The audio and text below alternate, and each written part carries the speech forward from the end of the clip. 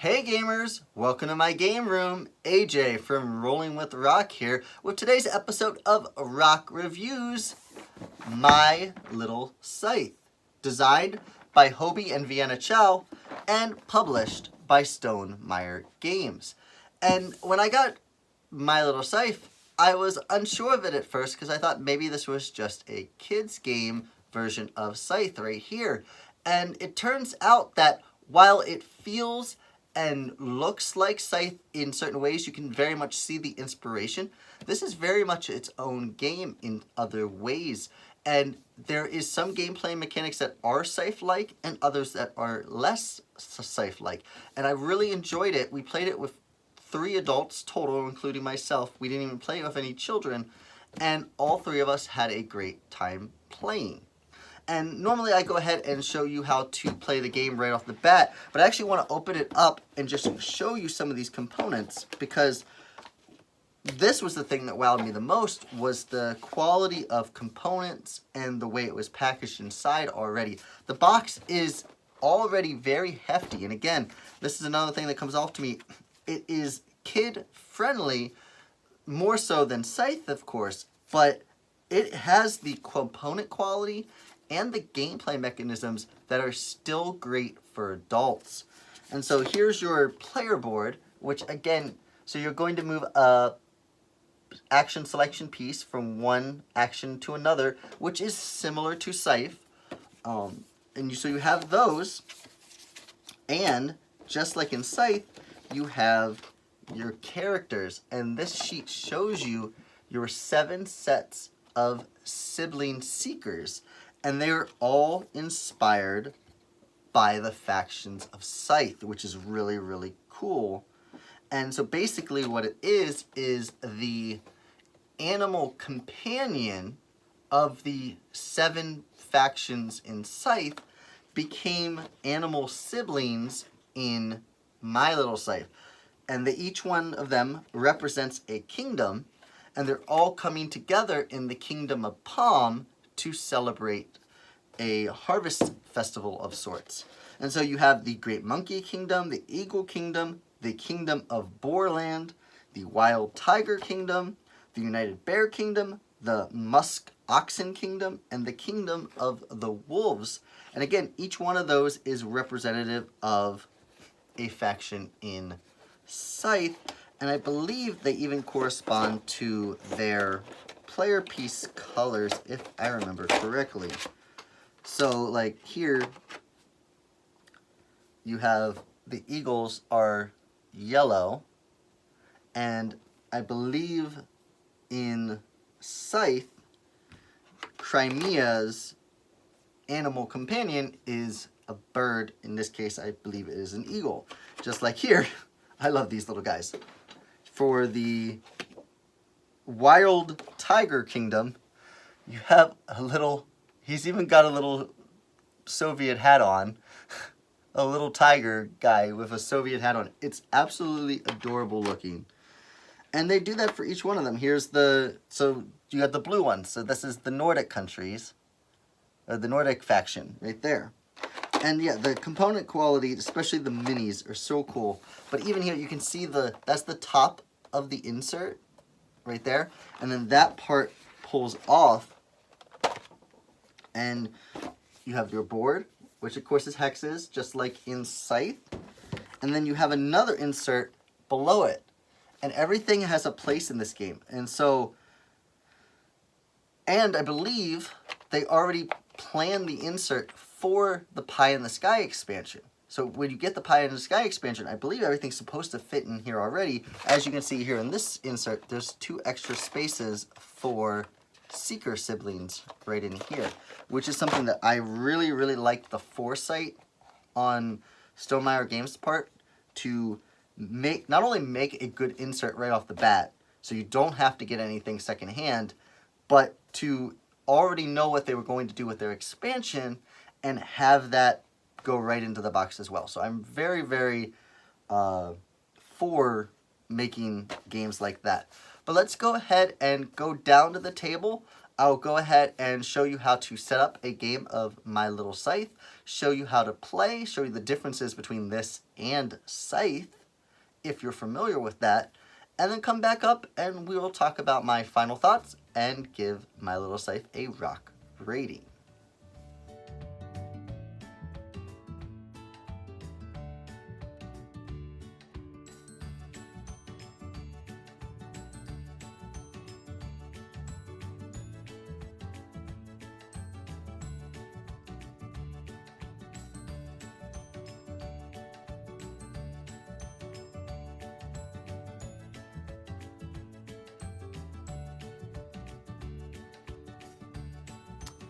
This is my Little Scythe set up on the table.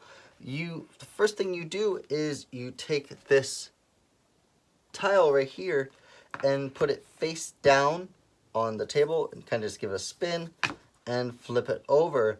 And I actually flipped it over perfectly how I had it set up. So you put your tokens or your resources on where it shows you. So you can see down here, it wants me to have 2 apples and a gem. And then up top here, it wants 2 gems and an apple for the base camps on these ends. And that is where you set up for a 2-player game. So this is a 2-player game of My Little Scythe. If you were playing 3 players, you still have this player up here, but then you'd have the 2 other players like that in a triangle. Once you do that, you do not need that piece anymore for the game. You give each player 1 personality card, which has that backing. In this case, the red player has the personality adventurous, which means that completing your second quest by visiting it, resolving is optional. This will earn you a trophy if you've already completed your first quest. So instead of having to complete 2 quests, the red player would only have to say no thanks for the second quest. They are not required to do one of the 2 actions on the quest. The yellow player got magic spells. They earned a trophy on their turn by reaching 2 magic spells instead of 3 and having already earned at least 1 other trophy. So, because it's very easy to get another magic spell card, they made it so that you can't get that as your first trophy, but you can get it pretty quick after the fact. And you can only earn 1 trophy per turn. And trophies are like stars in My Little Scythe. So this is the setup of the game. Each player gets a pie card, which is like the power cards in Scythe, and they place their 4 trophies on their player mat, and they take their player pawns. You take all the player pawns in the game. Go ahead and just choose one, and that is our first player. Then each player can choose, can do 1 action per round, and they can choose from the 3 actions of move, seek, and make. But so move only has 1 space. Seek has 2 different options where you can roll the dice included in the game. There are 5 dice included in the game, but you only ever roll 4 of them. You will always roll the exploration die, and you will always roll 3 of the 4 of the apples and gems dice. And it just depends on which action you take. One of them, you roll 2 apples, 1 gem, and 1 exploration. And on the other action, you roll 2 gems, 1 apple, and 1 exploration. And then you would go ahead and you would roll those, and then you would put the corresponding resources out on the board on the colors shown on here. And it is a little difficult for me sometimes to be able to tell what color is needed to place on the board, because it is always the same shape. The inside of the die is just different, and I do struggle with colorblind issues. So I'm not going to try to guess what these colors are. Usually when I'm playing, I have my other players put the resources out.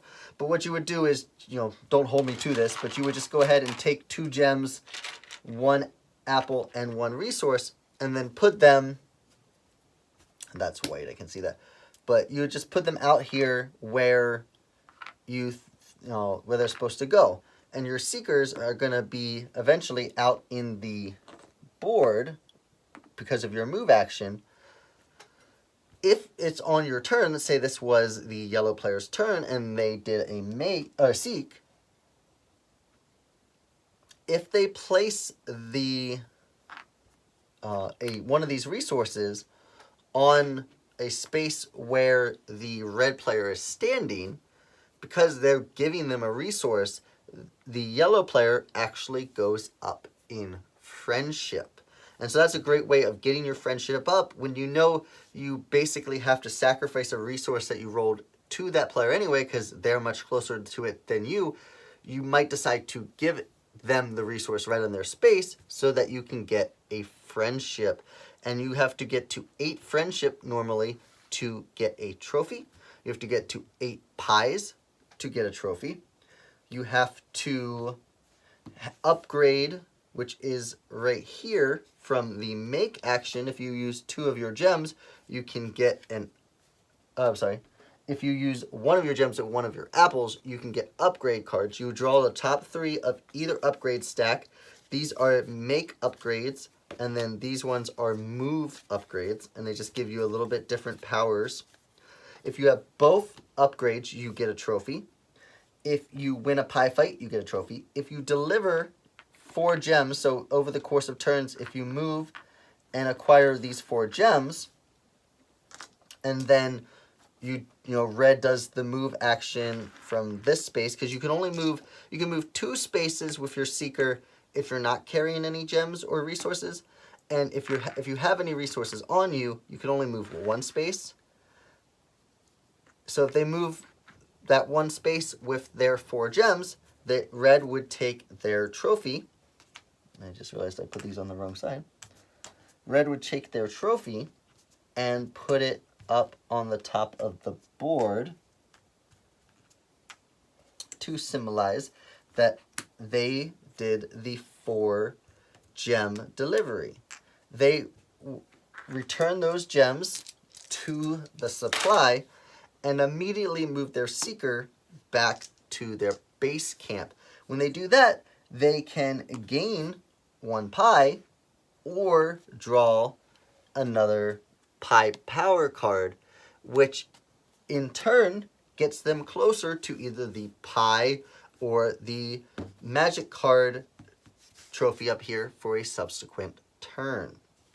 The other make actions that you can do are you can spend 2 apples to give yourself 2 pies. So if the yellow player had these 2 apples here, they could spend both of those to move up 2 on the pie track. And then you can also spend 2 gems out here for the red player. They can spend those and return those to the supply and draw 1 magic card to get closer to the 3 magic cards required for that trophy. When it comes to seeking and rolling dice, and you're putting the resources out on the board, you can put gems and apples on any space other than Castle Everfree. You can put it where there's already other resources. You can put it where there's already a seeker. When it comes to the exploration tokens, however, it must go on a space where there is no seeker or no other exploration token. So you could not put this exploration token here and have 2 on the same space. You could also not put the exploration token where there is already a character. But you can take the exploration token and put it with any amount of resources. So players will take their turns doing one of their action, trying to earn trophies. You can only earn 1 trophy per turn. If you ever have your friendship fall below 3 to 2, 1, or 0, you will see that there is a trophy with an X over it. If you're in that area of the friendship track, you cannot collect trophies. Once you get yourself out of there on your friendship track, then you can start to earn trophies again at the 1 trophy per turn rate. Once one player has placed all 4 of their trophies on the board, it will trigger the grand finale of the tournament. And every other player who does not have 4 trophies in turn order will take one last turn. And in the grand finale, those players can earn more than 1 trophy. So if you were at 3 trophies, or if you're at 2 trophies, you could still try to get to 4 trophies if you could find a way to get 2 trophies in 1 turn. When you use your move action and you move to an exploration tile, you draw one of the cards from that deck and turn it over, and you read the scenario on the card. It will have a card art and a little bit of a title. This one is Lots to Learn, and then it has 3 different scenarios on it. It has Help Her Study, Cheat a Little, and No Thanks. So you have a good option, maybe a not so good option, and then a pass, depending on if you can or cannot do those. So in this case, the good option is you would pay 2 apples. For that, you would gain 1 magic spell, which is the pie cards, and 1 friendship. The Cheat a Little action is trade one of your magic spells for a random magic spell from any other player, but you lose 1 friendship. And the No Thanks, thus the passing decision, is gain 1 magic spell for visiting. Return this quest face down to the bottom of the quest deck. And the reason you do that is if you take either the Help Her Study or the Cheat a Little action, you would take that quest and put it next to your player board, because that is one of the 2 quests that you completed to try to get the trophy for that. But if you say no thanks, it doesn't count unless you have the personality. It doesn't count as that, and you put it back under the deck. And that is how you play My Little Scythe. It is, at its core, a simplified version of Scythe, but as you can see, just looking at it, it looks and feels like Scythe. It is very inspired by Scythe, and while it does have a younger aesthetic and a more bright aesthetic to it, it's still very much fun to play as adults and a little bit quicker than even regular Scythe. So let's go ahead and come back up off the table. I'll give you my final thoughts and my rock rating for My Little Scythe.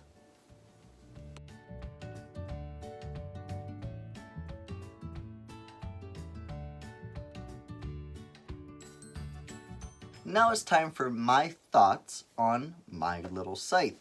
And as I said in my open, one of my favorite things is the Scythe-inspired characters. So they took all the animal companions and made them the characters in the game.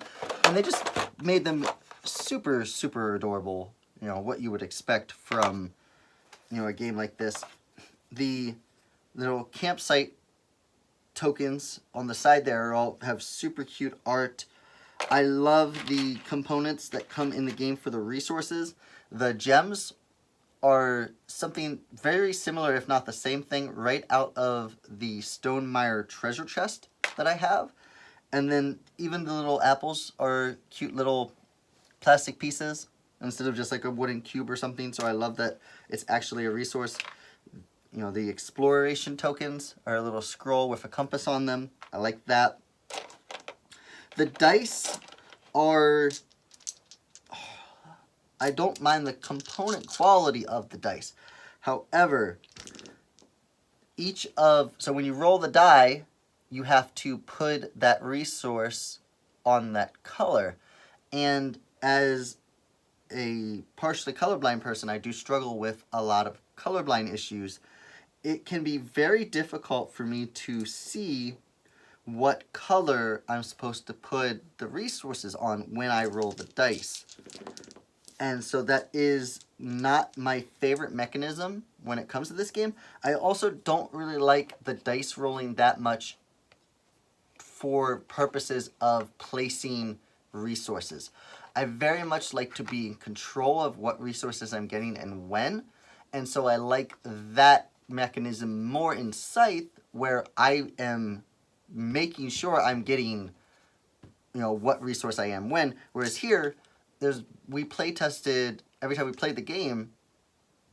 There'd be times where every time I go to roll for resources, I'm placing them on the other side of the map, and so I am falling behind because I'm not getting any resources. So if in the case of a 3-player game, everybody's rolling resources and none are just showing up on your side of the map when you're over there, it can be very difficult to get any resources and catch up. Now, there are other ways of getting trophies, but a good majority of the ways to get trophies do revolve around resources. Now, that is my biggest complaint of the game, is not only the actual colorations of the dice and how it's exact same symbol and then just a different color, so it's hard to tell, but the actual placement of the resources through the dice mechanism versus actually producing what you want to produce and when, like in Scythe. But that's really my only complaint about the game.